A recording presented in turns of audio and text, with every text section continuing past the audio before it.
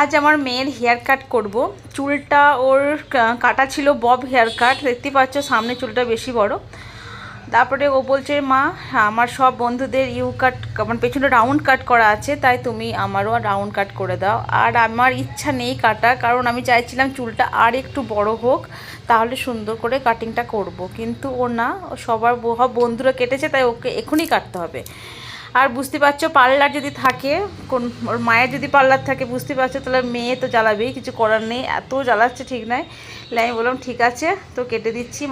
কয়েক মাস ধরে বলছে আমাকে, আমি চাইছিলাম না কাটতে, কিন্তু ফাইনালি কেটে দিচ্ছি। অল্প করে খুবই কাটছি, কাটার ইচ্ছা খুব একটা নেই, কারণ ওই চুলটা খুব মোটা, একটু রাখলে খুব ভালো লাগে।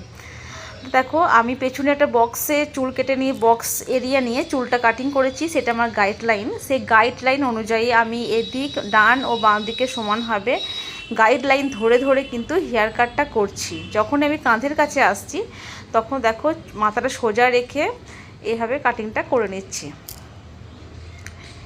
একদিকে কাটটা হয়ে গেল, আর এই দিকে কাটটা এবারে করবো দেখো।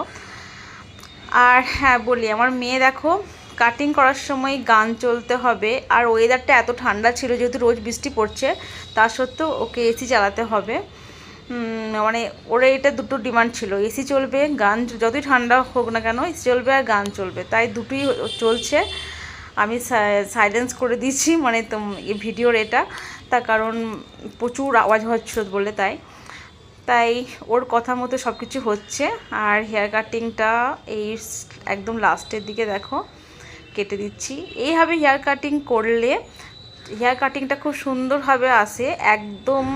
কেউ কেউ কী করে একভাবে, মানে একদিক থেকে এরকম কাঁচি চালায়, সেটা কিন্তু তোমরা করো না, যারা যারা পার্লার আছে তোমাদের। এইভাবে গাইডলাইন দিয়ে কাটো, দেখবে হেয়ার কাটিং খুব সুন্দর হবে। আর সামনে কিছুটা ওর হেয়ার কাটিং ছিল চাইনিজ হেয়ার কাট, সেই চাইনিজ হেয়ার কাটিংটাও একটু সেট করে দেবো, কারণ ও চাইছে যে চুলটা সামনেটা একটু কাটা থাকুক, যেহেতু বারবার বড় হয়ে গেছে তো, তাই সেটা।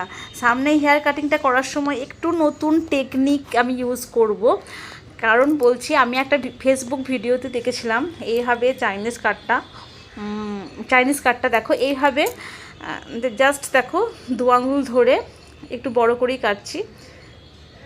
একটা ভিডিও দেখেছিলাম কাটিংটা করেছিল, সেইভাবে আমি এটা করছি। দেখো আমি এভাবে হেয়ার কাটিং মানে চাইনিজ কাটটা কাটি না, আর ভিডিও দেখে ট্রাই করছি। নতুন কিছু ট্রাই করলে কিন্তু মেয়ের ওপর বা আমার নিজের ওপর আমি ট্রাই করি, তারপরে যদি ভালো রেজাল্ট হয় তাহলে অবশ্যই ক্লায়েন্টের ওপর করব। তারপরে দেখো চুলটা কাটার পর সোজা 90 ডিগ্রিতে তুলছি, দেখো একদম পেছনে একদম দেখো টুইস্ট করব, একদম দেখো এইভাবে টুইস্ট করে নিলাম। টুইস্ট করার পর দেখো দুটো আঙুল আমি গাইডলাইন নিচ্ছি, দুটো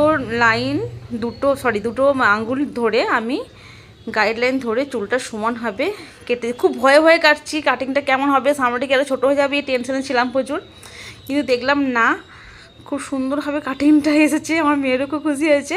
আমি বললাম দাঁড়া আর একটু ভালো করে কেটে দিই, প্রথমে ভয়ে ভয়ে কাটছিলাম, তাই দেখো আমি আর একবার টুইস্ট করে নিয়ে খুব সুন্দরভাবে এবারে একটু সাহস করেই কাটিংটা করছি, যেহেতু বুঝলাম কোনো প্রবলেম নেই, সেইভাবে কেটে দিলাম। দেখো এত সুন্দর রেজাল্টটা এলো না, দারুণ, আমার তো খুব পছন্দ হয়েছে। যারা যারা এই কাটটা আমি কারোর কাছ থেকে শিখেছি, বা আমার ভিডিও দেখে যারা তোমরা দেখছো, যাদের পার্লার আছে তারাও তোমরা ট্রাই করো, দেখো খুব সুন্দর হবে। কাটিংটা ওর হয়ে গেল, ও খুব খুশি ওর মনের মতন। এবারে চুলটা তো শুধু কাটিং করলে হবে না, কারণ ও বলেছে মা তুমি যেভাবে করো সব ক্লায়েন্টের ওপর কাজ করো, আমাকে সেইভাবেই তুমি আমাকে ট্রিট করতে হবে, তাই করছি। দেখো চুলটা ড্রাই করে দিয়েছি, একটু রোলারের সাহায্যে দেখো একটু সেট করে দিচ্ছি। দেখো এটা ফাইনাল লুক কেমন হয়েছে জানিও। তো খুব